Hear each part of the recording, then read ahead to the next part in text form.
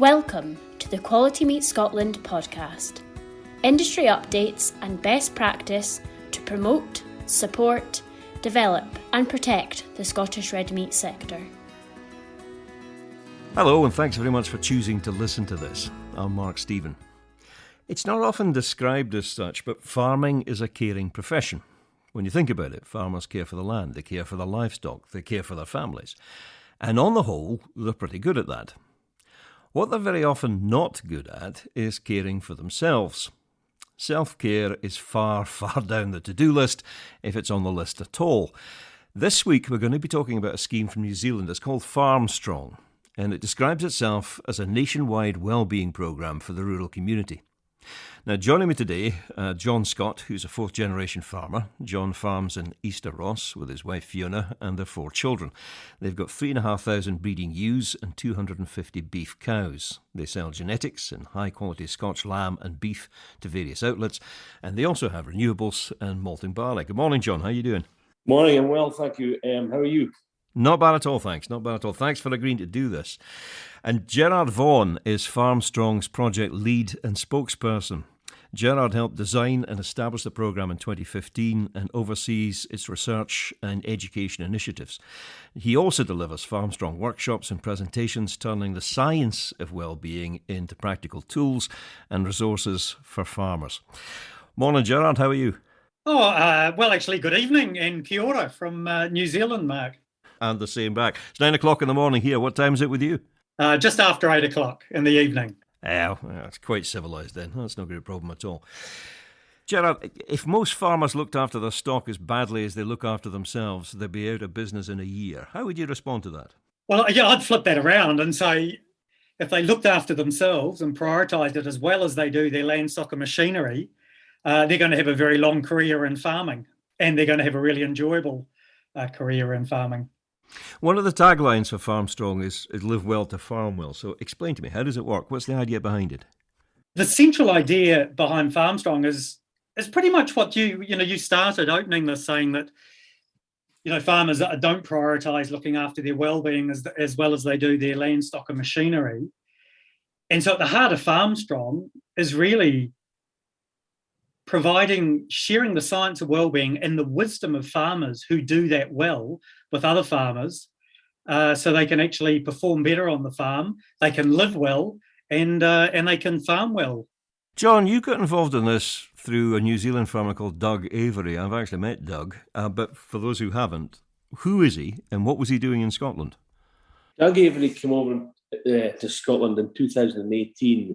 Myself and Nina Clancy and Alan Laidlaw from Ross got involved, and Ross sponsored him to come across and do a tour, speaking to Scottish farmers, and we were blown away by the response we got. We expected, we hoped we had got 1,000 people to come and hear him over 14 events, but we had over 2,000.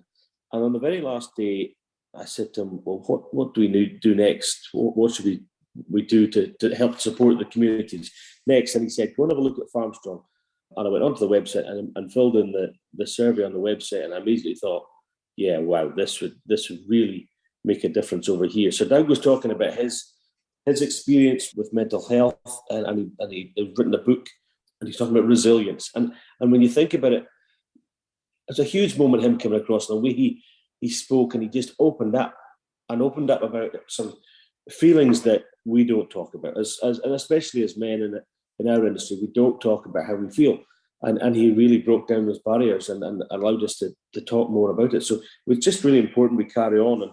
But FarmStrong is much more than about mental health. It's about everything to do with well-being and living well. What was it that particularly attracted you to it? I know myself that there are times in the year that I push myself to the limit and beyond, physically and mentally. And I know I get into a rut. I get addicted to farming. For example, in the springtime, I'm working so hard that I just don't look after myself. And at some stage, somebody's going to break. And I know that I need to form better habits so I can get more from my life. I think I'm guilty of living to work rather than working to live. And I would be a good representation of the majority of Scottish farmers. And I think I know work-life balance isn't right, and it's still not right. Having been involved with FarmStrong for a couple of years, I'm still struggling with it, but I'm committed to making changes both to myself and helping the industry through getting involved in the steering group to bring FarmStrong over here. Gerard, is there a perception problem here? I mean, people think about farming and it's an active life, it's an outdoor life, therefore it must be healthy. Well, actually, and that's true. There's a lots of really healthy aspects of farming. One farmer who's he's a little bit older than me, so he's on the wrong side of 60, and I think he really summed it up. He said when he was farming in his earlier career, he said farming was all about this, and he pointed to his bicep, like his muscle, and he said now it's all about this. And guess where he pointed to? To his head. To his head, totally. So I think, there is still, it's a fantastic lifestyle, but I think the challenge to actually keep it a fantastic lifestyle is actually around how you're managing the top 2 inches as well as your physical body. Whereas I think before you could probably, earlier on in that farmer's career, it was just around working physically hard, long days. Whereas now the nature of the business, it's a very complex business, yeah. Break it down for me, if you wouldn't mind, John. What is it that FarmStrong does that actually appeals to you? What are the activities? I think it's very social. I think it encourages people to get out and meet other people and basically work out what works for you. Is it swimming? Is it going for a run? Is it having a pint with your mates? Is it just sitting down for a chat and a coffee once a week and prioritising that? And just that process of going out there and that peer-to-peer learning and talking about it. It's amazing. I've obviously pestered lots of my mates about FarmStrong and told them to go online and have a look. And, even filling in that brief survey, those 8 questions, and that makes you think about, well, actually, I could do this better. I could get tips on how to sleep better, how to eat better. It's just that package that's put together. And I think, we don't want to reinvent the wheel. Bringing it across to Scotland is a really sensible move for us. We've got to go through a process to find out what will work in Scotland. There's no point in us just copying it. But even that process is going to be therapeutic for the industry in thinking about what they actually need. And I think teaming up with other organisations as well is an important thing for us to make sure we're not duplicating it. But there's nothing like FarmStrong in Scotland. I think that's the most appealing thing. There's nothing like FarmStrong over here at the moment. It'll be new and it'll be fresh, and I think it'll be embraced by the industry. Certainly getting very positive responses so far. How did you change your behaviour? What are you doing differently now that you weren't doing in 2018? Really prioritising that time off and making sure that I'm getting those weekends off, and I'm doing things in the evenings that are making sure I'm taking away from farming, which whether it's going for a swim or going to weights. I do try and do weights twice a week, and I just go in and there's a guy in there in the gym I've leather to, and making sure I'm right. And even just speaking to him a couple of hours a week is great for me, just to get off the farm and switching off, just making sure I've got that time that I'm not thinking about the next shift for cattle or sheep or staff that need help, or just making sure I've got that clear time for me. I'm being quite selfish about it as well. I'm being protective about that time, because I know if I don't get time off for me to work on my physical, mental health, it's not just me that suffers, my family suffer, and my team on the farm suffer. They know when I'm going swimming regularly, I'm a better boss. So it's a cumulative knock-on effect there. And I definitely make better business decisions when I'm fitter, physically fitter. I actually went onto your website, Gerard, and I noted with interest that one of the things that you do try and promote is group events off farm. Why are they particularly useful? I think John's totally nailed it. There's a very social aspect. We're human beings. We love actually connecting with other people. Sometimes, if you're spending a lot of time by yourself, which a lot of farmers do, and things are not going well, you can a lot of stuff can be kicking around in your head that you can lose perspectives. And so actually just, physically getting some time off farm, but connecting with other people can give you perspective. You can have, having a good laugh, getting some physically active, but also just having a chat about how things are going for each other. And sometimes you can find out that actually what people are doing a little bit tougher than you, or you might actually just sit there and listen to someone else and find that you've helped someone just by listening to them. So the whole social side of it is really, really important. The 8 questions that John actually referred to there in the initial assessment, when you're trying to figure out where you are, in the scheme of things, what kind of areas do they cover? Actually, they cover areas that when we did some foundation research before we launched, that farmers told us were the biggest challenges to their wellbeing, and also the things that they were most interested in finding out a bit more about. So actually, how you get time off the farm is a big one.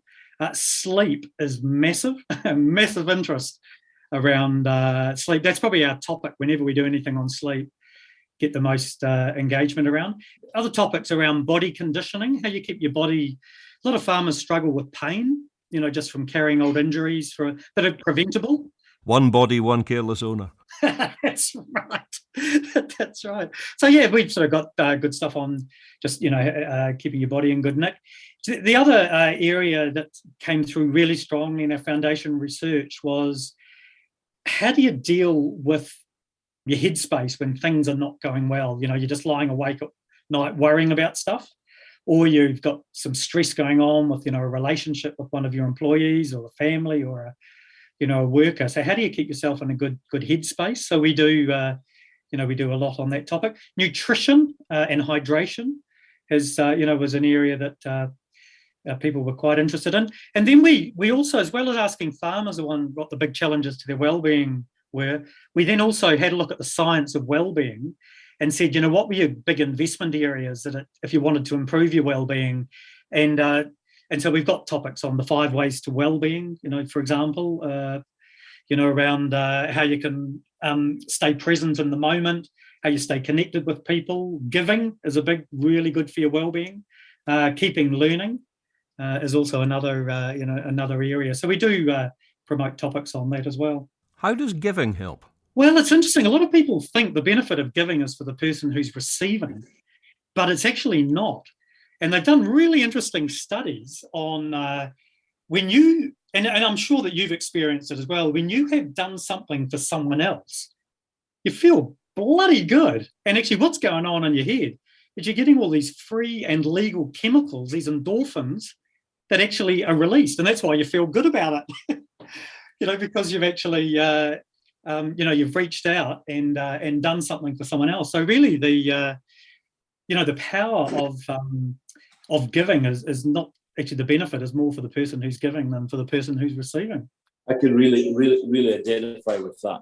COVID and lockdown really brought that home to me, how important the local rugby club has been to me, because I've been giving there for a long time as a player, then as a coach, and now as the club president and chairman.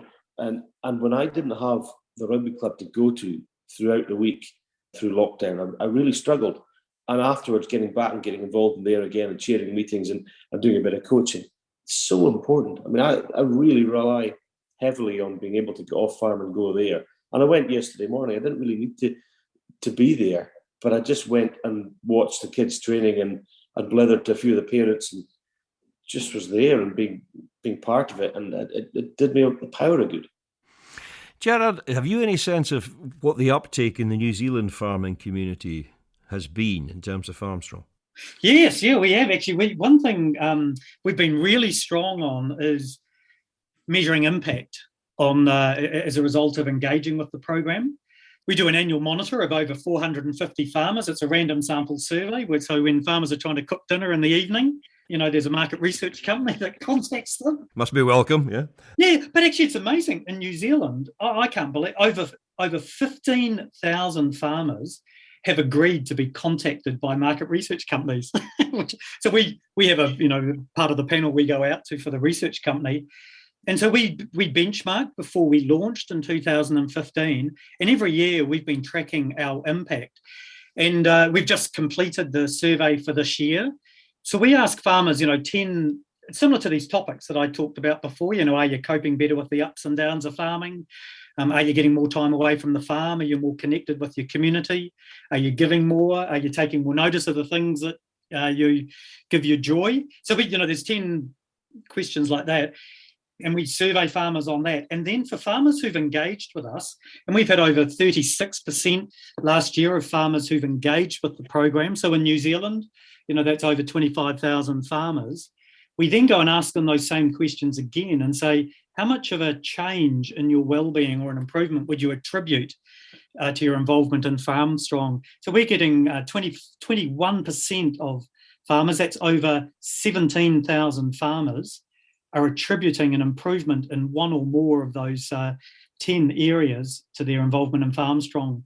Our audience is over 125,000 people that we're wanting to reach. So we've still got a lot more work to do and a lot more people to reach. But, we are making progress, and it is working, because you can improve your wellbeing. Going back to 2018, John, when you met Doug Avery, and obviously you were very impressed by him and what he had to say, you ended up chairing a steering committee looking at this. How is the rollout of this idea going in Scotland? Well, it's taken a little bit longer than we wanted, but actually, I think where we are now, it's sometimes you leave things for a bit of time and it pans out better. We're getting there. We're getting pretty close, actually.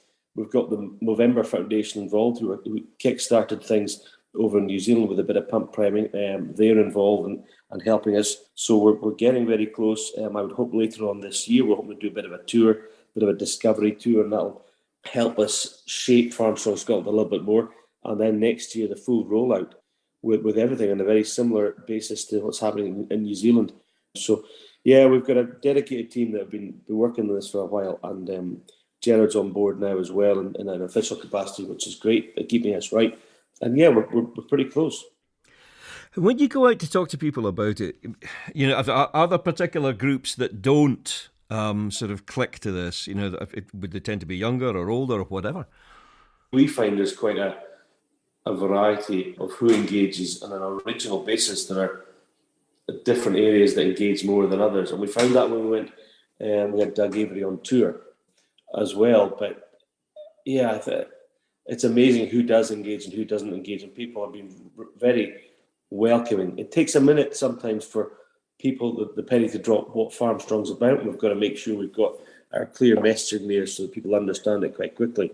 Because we find that people quite quickly go to mental health, but it's some wellbeing is so much more than that. It's the complete package, and we're trying to address, and we're looking at, I suppose, changing culture within our industry for men, women, farmers, crofters of all ages, and getting them involved in the design process, and that's key. And Gerard maybe come in on this, but it's key that we get the people that are going to benefit from this involved in the design process so they feel part of it. 100%, 110%, John. You're so right, man. Actually, at the heart of what's worked probably best for us is storytelling. A lot of farmers sharing the practical things that they do to look after themselves and using the FarmStrong program as a platform to do that. And I think the changing culture that John's talked about, we've shifted. It's becoming pretty normal now to talk about these things at agricultural events. 8 years ago when we launched, it wasn't. But now it's pretty normal that farmers will, as well as turning up and talking about land, stock and machinery, they'll also talk about, how they're looking after themselves.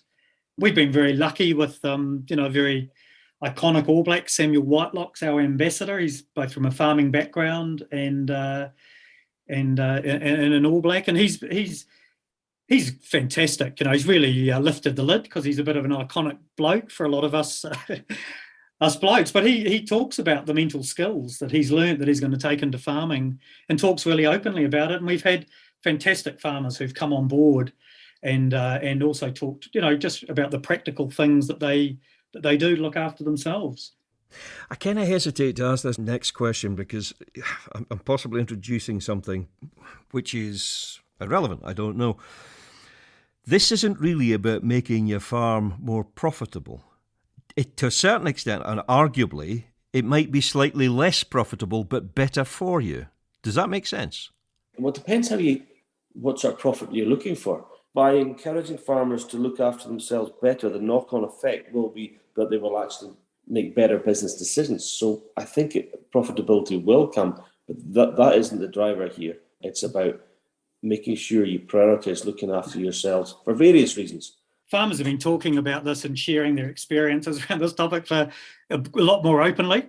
And so, the stories, what farmers are telling me, and they are using, their examples. If they are working every hour of the day, year on year, and then fall over and don't work for a year, that's not very good for your bottom line. They take a real profit hit. And another one of our champions who was a dairy farmer, he articulates it really well. He said, when I was starting out in farming, I thought it was a waste of money. I'd spend money on the fertiliser, on feed, but I wouldn't spend money on a relief milker that was going to come in and give me a break so I could have one day off a week. And then I fell over. And he does that now, and he said, that is the best money I spend. I don't want to push this too far, but I'm genuinely curious. The reason I mention this is, in my line of work, I know an awful lot of people who during lockdown were doing less, were actually taking in less money consequently, but were possibly happier for it. It's just interesting, if you look at the studies on income and happiness, once you're above, a few $1,000s above the low income, there's no difference in the reported happiness levels, whether you're a multimillionaire, a billionaire, or someone who's just earning enough money to own a house and feed themselves. That's not the things that drive happiness or life satisfaction. Yeah, I think Gerard's bang on with that. I think we've got a good lifestyle here, and I think if I was spending more time on me, our business would be more profitable. And I think making sure that my team, both family and the team on the farm, if we can encourage them to prioritise themselves and make sure they're in the right place, both physically and mentally, we'll get better results. We'll be far more efficient, and I think the profitability will follow. I definitely think that the FarmStrong on the whole will add to the profitability of the Scottish industry, because I just think we'll be happier and more content in our lives. And when you're happy and content, you make better business decisions. It's really simple. If folk want to find out about FarmStrong, how do they do it? Actually, just going straight to the New Zealand website is a great way of going through and filling in the steps. It's quite interesting to do if that's okay, Gerard. But yes, of course. Farmstrong.co.nz. It's pretty simple. Just Google Farmstrong. We'll come up. I think there's a Canadian cider called Farmstrong as well, so that might pop up, but that's not us. I did actually find the Canadian cider. It's amazing what pops up there. We've got a website as well, but it's in development, and very soon it'll be all singing, all dancing. But and our socials will get going shortly as well. Yeah, but as Gerard said, right now, farmstrong.co.nz. You'll get some information there. Gerard, thank you very much for your time. Oh, no, good to talk to you, Mark, and John. Always good listening to your wisdom. It's just fantastic to hear you talking about what you're trying to do over there, and onward and upward. Absolutely. And John Scott from Fearn Farm, nice to speak to you again too. Thank you, Mark. That's been great. No problem at all. I'm Mark Stephen. I hope you found this useful.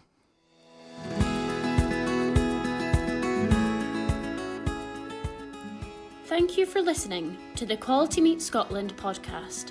For news and to listen back to previous episodes of the podcast, visit qmscotland.co.uk. For Scotch beef, Scotch lamb and specially selected pork recipe videos and inspiration, visit www.scotchkitchen.com or follow Scotch Kitchen on Facebook, Instagram or Twitter.